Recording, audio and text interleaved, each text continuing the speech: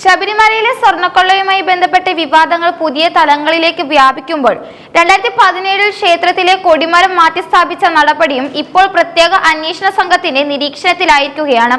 പമ്പാ നദിക്കരയിലെ ഈ പുണ്യ സങ്കേതത്തിൽ നടന്ന തിരിമറികളെ കുറിച്ച് ഹൈക്കോടതിയുടെ കർശന നിർദ്ദേശപ്രകാരം അന്വേഷണം നടത്തുന്ന SITയും ദേവസ്വം വിജിലൻസും കൊടിമര നിർമ്മാണത്തിലെ അഴിമതി സാധ്യതകളിലേക്കും പുരാവസ്തുക്കളുടെ തിരോധാനത്തിലേക്കും ശ്രദ്ധ കേന്ദ്രീകരിച്ചിരിക്കുന്നു. പ്രയാർ ഗോപാലകൃഷ്ണ തിരുവിതാംകൂർ ദേവസ്വം ബോർഡ് പ്രസിഡന്റായിരുന്ന കാലയളവിലാണ് ശബരിമലയിൽ ദശാബ്ദങ്ങൾ പഴക്കമുള്ള കൊടിമരം മാറ്റി പുതിയത് സ്ഥാപിക്കാനുള്ള തീരുമാനമുണ്ടായത്.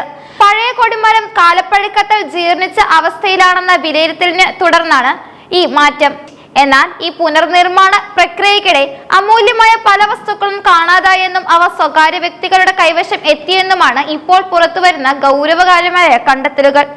കേസുമായി ബന്ധപ്പെട്ട് ശബരിമല തന്ത്രി കണ്ഠരര് രാജീവരുമായി അടുത്ത ബന്ധമുള്ള വ്യക്തികളിൽ നിന്ന് SIT സംഘം മൊഴിയെടുത്തപ്പോഴാണ് കൊടിമരം മാറ്റിയതുമായി ബന്ധപ്പെട്ട ദുരൂഹതകൾ വെളിച്ചത്തു വന്നത്. പഴയ കൊടിമരത്തിന്റെ ഭാഗമായിരുന്ന വാജിവാഹനവും 8 ദിശകളെ കാക്കുന്ന അഷ്ടദിക്ക് പാലകന്മാരും അതീവ പ്രാധാന്യമുള്ള ശില്പങ്ങളായിരുന്നു. രാജഭരണകാലത്ത് പന്തളം രാജകുടുംബത്തിൽ നിന്നോ തിരുവിതാംകൂർ രാജാക്കന്മാരിൽ നിന്നോ സമർപ്പിക്കപ്പെട്ടതാണെന്ന് വിശ്വസിക്കപ്പെടുന്ന ഈ ശില്പങ്ങൾക്ക് ചരിത്രപരമായും സാമ്പത്തികപരമായും വലിയ മൂല്യമുണ്ട്. കൊടിമരം മാറ്റിയ സമയത്ത് ഇതിലെ വാജിവാഹനം അടക്കമുള്ള ഭാഗങ്ങൾ തന്ത്രിയുടെ പക്കൽ സൂക്ഷിക്കാൻ ഏൽപ്പിച്ചതായാണ് രേഖകൾ സൂചിപ്പിക്കുന്നത്. എന്നാൽ ഈ പ്രക്രിയയിൽ പാലിക്കേണ്ട നിയമപരമായ നടപടികൾ ലംഘിക്കപ്പെട്ടുവെന്നും അഷ്ടദിക്ക് പാലകന്മാരുടെ ശില്പങ്ങൾ ഇപ്പോൾ എവിടെയാണെന്ന കാര്യത്തിൽ ദേവസ്വം വിജിലൻസ് കൃത്യമായ വിവരങ്ങൾ ലഭിച്ചിട്ടില്ലെന്നും അന്വേഷണ സംഘം വ്യക്തമാക്കുന്നു. വാജിവാഹനത്തിന്റെ കാര്യത്തിൽ നടന്ന സംഭവ വികാസങ്ങൾ കേസിനെ കൂടുതൽ സങ്കീർണമാക്കുന്നു. ഏകദേശം 11 കിലോ തൂക്കം വരുന്ന പഞ്ചലോഹത്തിൽ നിർമ്മിച്ച് സ്വർണം പൊതിഞ്ഞ അത്യപൂർവ ശില്പമാണിത്.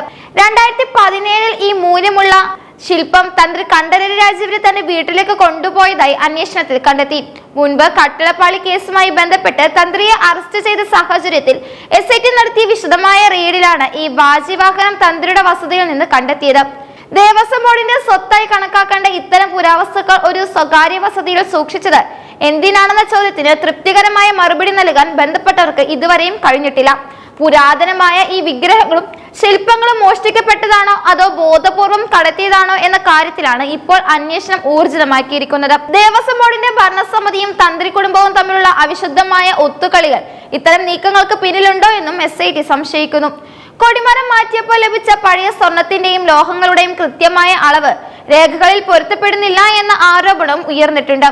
ഹൈക്കോടതി ഈ വിഷയത്തിൽ നേരിട്ട് ഇടപെട്ടതോടെ അന്വേഷണ ഉദ്യോഗസ്ഥർക്ക് മേൽ വലിയ ഉത്തരവാദിത്തമാണ് വന്നു ചേർന്നിരിക്കുന്നത്. ക്ഷേത്രത്തിലെ ആഭരണങ്ങളും പുരാവസ്തുക്കളും കൃത്യമായി ഓഡിറ്റ് ചെയ്യപ്പെടാറില്ല എന്ന പഴുതുപയോഗിച്ചാണോ ഇത്തരം കൊള്ളകൾ നടന്നിട്ടുള്ളതെന്ന് പരിശോധിച്ചു വരികയാണ്. പഴയ കൊടിമരത്തിന്റെ അവശിഷ്ടങ്ങൾ ദേവസ്വം സ്ട്രോങ് റൂമിലേക്ക് മാറ്റുന്നതിന് പകരം തന്ത്രിയുടെ വീട്ടിലേക്ക് എത്തിയത് ഒരു സുരക്ഷാ വീഴ്ചയായും അഴിമതിയായുമാണ് കണക്കാക്കപ്പെടുന്നത്. അഷ്ടദിക്ക് പാലകന്മാരുടെ ശില്പങ്ങൾ കണ്ടെത്തുക എന്നതാണ് ഇപ്പോൾ അന്വേഷണ സംഘത്തിന് മുന്നിലുള്ള പ്രധാന വെല്ലുവിളി. ഈ ശില്പങ്ങൾ അന്താരാഷ്ട്ര പുരാവസ്തു വിപണിയിൽ വിൽക്കാൻ ശ്രമം നടന്നിട്ടുണ്ടോ എന്നും പോലീസ് അന്വേഷിക്കുന്നുണ്ട്. പ്രയാർ ഗോപാലകൃഷ്ണന്റെ കാലത്ത് നടന്ന എല്ലാ വലിയ നിർമ്മാണ പ്രവർത്തനങ്ങളും സമാനമായ രീതിയിൽ പരിശോധനയ്ക്ക് വിധേയമാക്കാനാണ് വിജിലൻസിന്റെ ഇപ്പോഴത്തെ തീരുമാനം. ശബരിമല പോലെ കോടിക്കണക്കിന് ഭക്തരുടെ വിശ്വാസം കൂടിക്കൊള്ളുന്ന ഒരിടത്ത് ഇത്തരം സാമ്പത്തിക ക്രമക്കേടുകൾ നടക്കുന്നത് വലിയ പ്രതിഷേധത്തിനും ഇടയാക്കിയിട്ടുണ്ട്.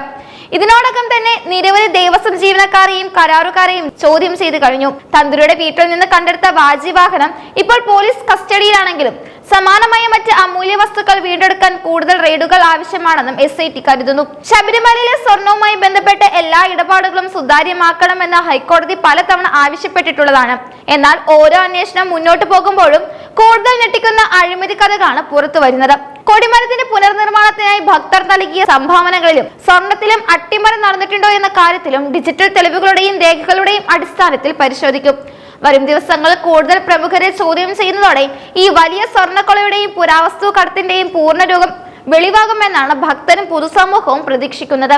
നിയമപരമായ നടപടികൾ കർശനമാക്കുന്നതിലൂടെ മാത്രമേ ഇത്തരം ആചാരപരമായ കേന്ദ്രങ്ങളിലെ സാമ്പത്തിക ചൂഷണം അവസാനിപ്പിക്കാൻ കഴിയുന്ന നിലപാടാണ് കോടതിയും അന്വേഷണ ഏജൻസികളും സ്വീകരിച്ചിരിക്കുന്നത്.